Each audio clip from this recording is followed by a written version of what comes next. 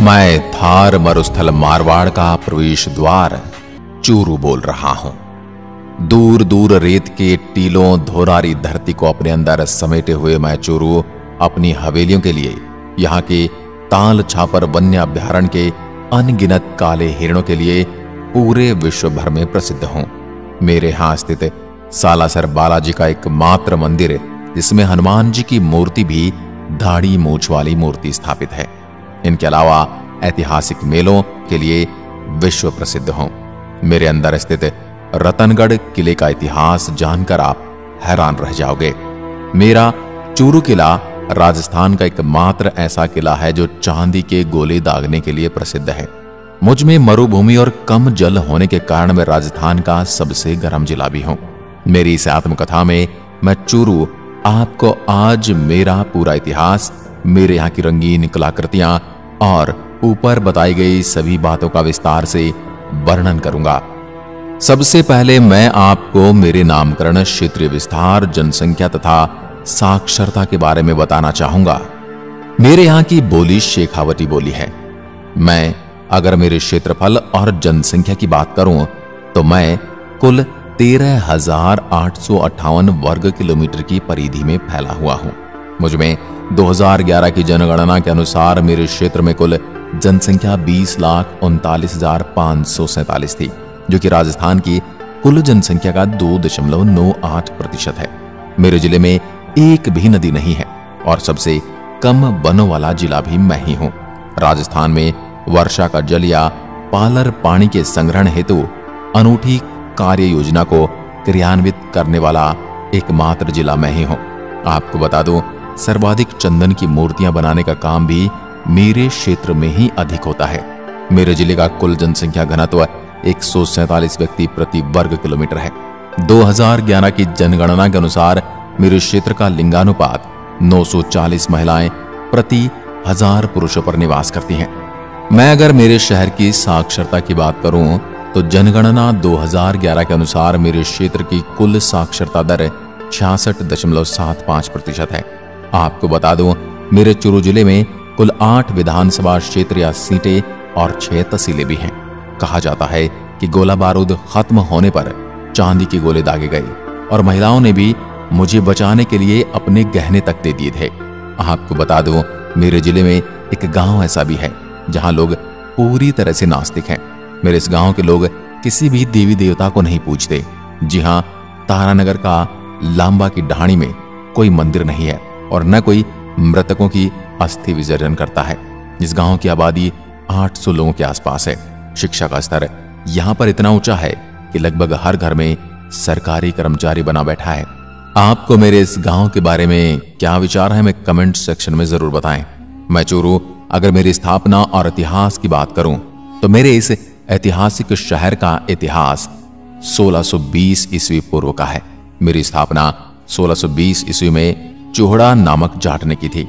मैं भारत की आजादी से पहले बीकानेर जिले का एक हिस्सा हुआ करता था। मैं राजस्थान के उत्तर पूर्वी भाग में स्थित हूं और मेरी सीमा हनुमानगढ़, बीकानेर, श्रीगंगानगर, नागौर, सीकर और झुंझुनू तथा अंतरराज्यीय सीमा हरियाणा से लगती है। 1 नवंबर 1956 में राजस्थान के एकीकरण के दौरान मुझे जिले का दर्जा दिया गया था, लेकिन ऐसा भी माना जाता है कि मेरी स्थापना राजपूतों द्वारा की गई थी। राजपूत मेरे यहाँ की सत्ता में प्राथमिक राजवंश थे और 1871 के युद्ध के बाद यह बीकानेर का हिस्सा बन गया। 1947 में भारत के स्वतंत्र होने के बाद बीकानेर राज्य को पुनर्गठित किया गया और इस प्रकार मेरा जिला अस्तित्व में आया। अब आपको लिए चलता हूं मेरे पर्यटक स्थलों की ओर, लेकिन उससे पहले मैं आपसे निवेदन करूंगा कि हमारे चैनल सिटी एक्सप्रेस को सब्सक्राइब कर बेल आइकन जरूर दबाएं ताकि आने वाली हर वीडियो का नोटिफिकेशन आप तक पहुंचता रहे। चलिए अब चलते हैं सालासर बालाजी धाम। यह मंदिर प्रभु हनुमान को समर्पित है। मंदिर में प्रभु हनुमान जी की विश्व की एकमात्र दाढ़ी मूंछ वाली प्रतिमा विराजमान है, जो मेरे सुजानगढ़ के पास सालासर के छोटे से शहर में स्थित है। मेरा यह मंदिर साल भर भारी संख्या में भक्तों को आकर्षित करता है। आपको बता दूं, मेरे बालाजी के मंदिर की स्थापना 1754 ईस्वी में महात्मा श्री मोहनदास जी ने की थी। मेरे असोटा गांव में महात्मा श्री मोहनदास जी को हल चलाते समय दाढ़ी मूंछ युक्त हनुमान जी की मूर्ति मिली।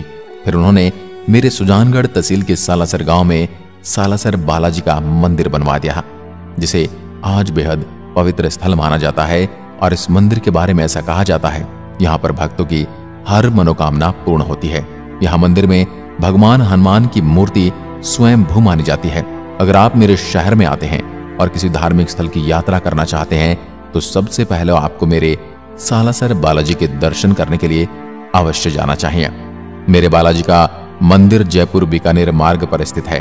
प्रतिवर्ष यहाँ 2 बड़े मेलों का आयोजन भी किया जाता है। यह मेले चैत्र और अश्विन पूर्णिमा माह में लगते हैं। लाखों की संख्या में भक्तगण देश विदेश से सालासर बालाजी के दर्शन के लिए आते हैं।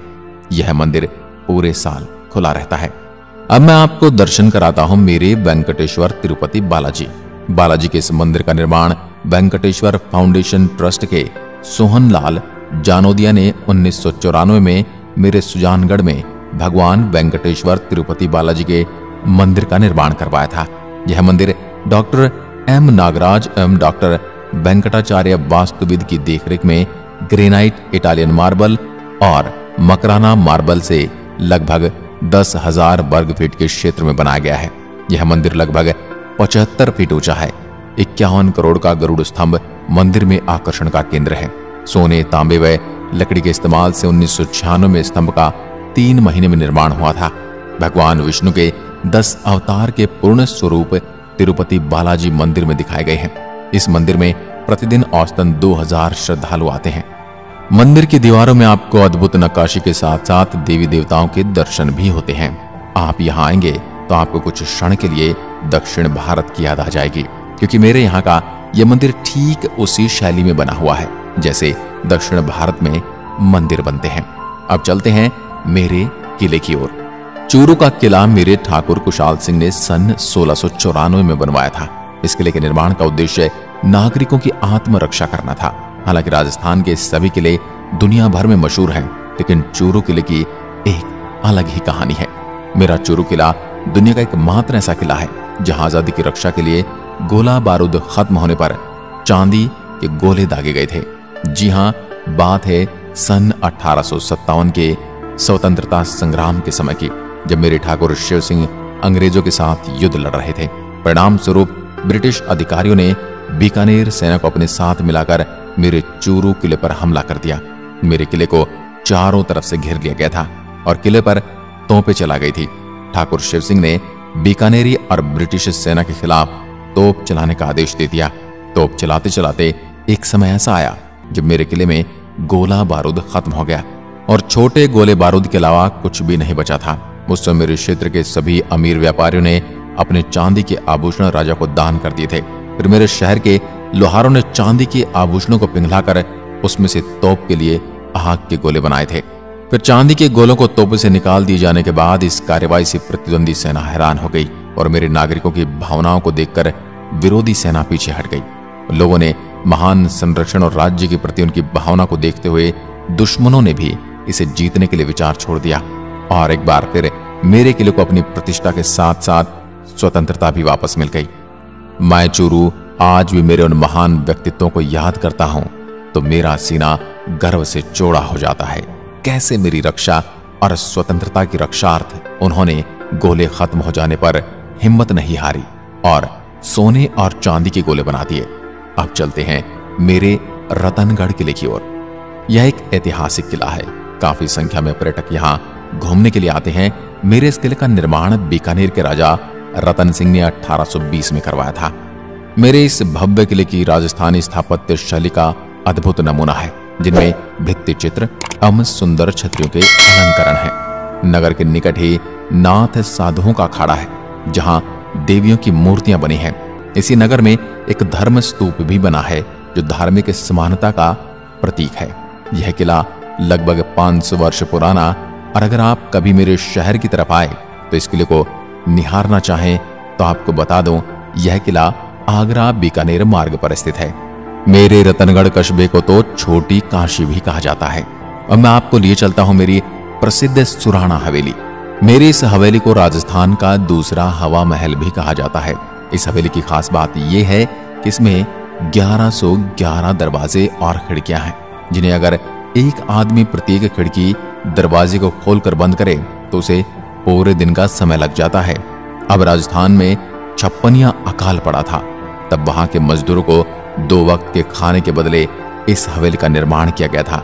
यह हवेली प्रसिद्ध इतालवी और शेखावटी वास्तुकला डिजाइनों पर बनी है। सुराना हवेली एक 6 मंजिला इमारत है जो बहुत ही विशाल है। अगर आप वास्तुशिल्प प्रेमी हैं तो आपको मेरी सुंदर सुराना हवेली की यात्रा अवश्य करनी चाहिए। अब हम चलते हैं काला हिरन का घर कहे जाने वाले विश्व प्रसिद्ध मेरे ताल छापर अभयारण्य। मेरा यह अभयारण्य अपने दुर्लभ काले हिरणों के लिए पूरे विश्व में प्रसिद्ध है। इसके साथ ही यह कुरंजा पक्षी की शरण स्थली भी है। वर्षा ऋतु में यहाँ नरम घास, मोथिया एवं मोचिया साइप्रस रोटेंड्स उगती है। भौगोलिक रूप से अभयारण्य मेरी सुजानगढ़ तहसील में पड़ता है और आगंतुकों के लिए एक मनोरंजन स्थल है। मेरे इस अभयारण्य में प्रवासी और निवासी दोनों को मिलाकर पक्षियों की कुल 122 प्रजातियां निवास करती हैं। यहां देखे जाने वाले प्रवासी पक्षी मध्य एशिया और यूरोप से आते हैं। ताल छापर अभयारण्य पक्षी प्रेमी के लिए स्वर्ग के समान है। अगर आप मेरे ताल छापर अभयारण्य में घूमने आ रहे हैं तो मैं आपको बता दूं कि यह अभयारण्य मेरे शहर से 85 किलोमीटर और बीकानेर से 132 किलोमीटर की दूरी पर है। यह अभयारण्य मेरे रतनगढ़ सुजानगढ़ राजमार्ग के पास है। ताल छापर के पास या आपको मैं पशुपतिनाथ मंदिर नेपाल के जैसा हुबहू छोटा मंदिर के दर्शन करवा देता हूं, जो कि मेरे जिले के सुजानगढ़ तहसील के छापर कस्बे में बना हुआ है। जैसा कि मैंने आपको बताया कि राजस्थान का यह छापर कस्बा वैसे तो अपने ताल छापर अभयारण्य के लिए प्रसिद्ध है, जहां बड़ी संख्या में काले हिरण और विदेशी पक्षी देखे जा सकते हैं। और मेरे इस अभयारण्य को देखने के लिए देश विदेश से हजारों पर्यटक आते हैं। लेकिन इसी छापर में एक और दर्शनीय स्थल भी मेरे पर्यटकों को खूब पसंद आ रहा है, और वह है यहाँ का पशुपतिनाथ मंदिर, जो कि बनावट में बिल्कुल नेपाल काठमांडू के पशुपतिनाथ मंदिर के समान है। इस मंदिर को मिनी पशुपतिनाथ मंदिर भी कहा जा सकता है। आपको बता दूं, प्रभु भोलेनाथ के इस मंदिर को यहाँ के ही मूल निवासी शिव भक्त दुधोड़िया परिवार के करण सिंह दुधोड़िया की अगुवाई में बनवाया गया था। धीरे धीरे यह मंदिर मेरे यहाँ आने वाले श्रद्धालुओं में बड़ा ही लोकप्रिय स्थान रखने लगा है। इसी का नतीजा है कि आज जो भी मेरे पर्यटन ताल छापर अभयारण्य देखने आता है वह जरूर इस पशुपतिनाथ मंदिर के दर्शन भी करता है। आपसे भी मैं निवेदन करूंगा कि आप जब भी यहाँ आए तो मेरे प्रभु पशुपतिनाथ के दर्शन अवश्य करें। अब चलते हैं मेरे सेठानी का जोहरा जलाशय। मेरा यह जलाशय भगवान दास बागला की पत्नी द्वारा बनवाया गया था। भगवान दास बागला पहले मारवाड़ी शेखावाटी करोड़पति थे। वह एक बहुत अमीर लकड़ी के व्यापारी थे और कई सौ मील कारखानों के मालिक थे। सेठानी का जोहरा रतनगढ़ रोड से पश्चिम में कुछ 3 किलोमीटर दूर है। भयानक 56 अकाल के दौरान एक राहत परियोजना के रूप में 1899 से 1900 में अकाल के समय इसका निर्माण कराया गया था। ये जलाशय तालाब का पानी नीलगाय और कई पक्षियों को आकर्षित करता है।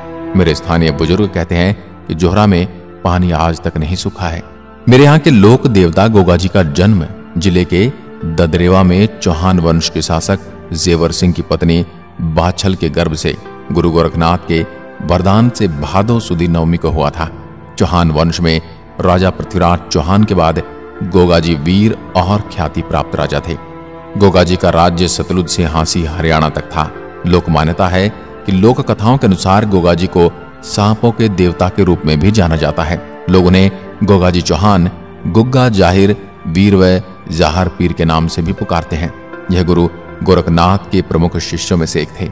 गोगा देव की जन्मभूमि पर आज भी उनके घोड़े का अस्तबल है और सैकड़ों वर्ष बीत गए, लेकिन उनके घोड़े की रकाब अभी भी वहीं पर विद्यमान है। उक्त जन्म स्थान पर गुरु गोरखनाथ का आश्रम भी है। भक्तजन स्थान पर कीर्तन करते हुए आते हैं और जन्म स्थान पर बने मंदिर पर मत्था टेक कर मन्नतें मांगते हैं। यहाँ आप भी दर्शन अवश्य करके आएं। मेरे यहाँ गोपालपुरा की पहाड़ी पर विराजित डूंगर बालाजी का स्थान भी बड़ा ही प्यारा है। आप जाकर बजरंगबली का आशीर्वाद अवश्य लें। इनके अलावा आप मेरे सुजानगढ़ में स्थित सियानन माता के दर्शन भी अवश्य करें। यह मंदिर भी पहाड़ी नुमा टाइल पर बना हुआ है। यहाँ पर आपको बड़े बड़े पत्थरों की शिला दिखाई दे रही होगी, इनके साथ भी आप सेल्फी ले सकते हैं। अब चलते हैं मेरे कोठारी हवेली। इस हवेली का निर्माण एक प्रसिद्ध व्यापारी ओसवाल जैन कोठारी ने 1925 में करवाया था, जिसका नाम उनके अपने गोत्र के नाम पर रखा था। इस हवेली पर की गई चित्रकारी काफी सुंदर है। कोठारी हवेली में एक बहुत कलात्मक कमरा है जिसे माल जी का कमरा कहा जाते हैं। आपको बता दूं, नाथ जी की छतरी भी मेरे चूरू में ही स्थित है, जहां कर आपको एक अलग ही नजारा देखने को मिलेगा। और भगवान शिव के अलावा आपको कई समाधियां देखने को मिलेंगी, जिनके दर्शन भी आप अवश्य करके जाना। मैं अगर मेरे वाहन रजिस्टर्ड की बात करूं तो मेरे शहर के वाहन RJ 10 से रजिस्टर्ड होते हैं। और अब मैं आपको मेरे क्षेत्र से जुड़े कुछ महत्वपूर्ण तथ्यों से परिचित करवाता हूं। मेरे क्षेत्र की अर्थव्यवस्था मुख्य रूप से कृषि और पशुपालन पर आधारित है। यहाँ पर मुख्य रूप से बाजरा, सरसों और तिलहन की फसलें बोई जाती हैं। हालांकि औद्योगिक क्षेत्र में विकास का कोई बड़ा आधार तो नहीं है, लेकिन फिर भी यहाँ पर ग्रेनाइट की पॉलिश करने और तेल निकालने के लिए कई 100 मिलें उपलब्ध हैं, जो मेरी अर्थव्यवस्था का अहम हिस्सा है। मनसा देवी को मेरे क्षेत्र की लोक देवी माना जाता है। मेरी सुजानगढ़ तहसील को संगीतकारों का गढ़ कहा जाता है। पूरे राजस्थान का कबूतरी नृत्य मेरे इलाके का ही प्रसिद्ध है।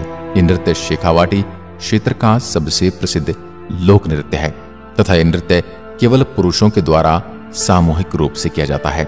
मेरा तारानगर शहर भित्ति चित्रों के कारण प्रसिद्ध है और यहाँ पर रामदेव जी का मेला भी लगता है। राज्य का प्रथम सहकारी क्षेत्र का महिला मिनी बैंक भी मेरे ही सालासर कस्बे में स्थित है। मेरे जिले के महान लोगों के बारे में बात करूं तो जिन्होंने मेरा नाम दुनिया भर में प्रसिद्ध किया है, रोशन किया है, खेमचंद्र प्रकाश जो मेरे सुजानगढ़ के निवासी हैं, जो प्रसिद्ध स्वर्गीय लता मंगेशकर के गुरु माने जाते हैं। अगले महान शख्स हैं गौरव शर्मा, जिन्होंने अफ्रीका महाद्वीप की सर्वोच्च चोटी किलिमंजारो पर तिरंगा फहराकर मेरे जिले और देश का नाम रोशन किया। अगली महान शख्सियत हैं भारत व्यास, जिन्होंने प्रसिद्ध गीत ए मालिक तेरे बंदे हम लिखा था और हिंदी फिल्मों के प्रसिद्ध गीतकार थे, जो कि मूल रूप से चूरू के निवासी थे।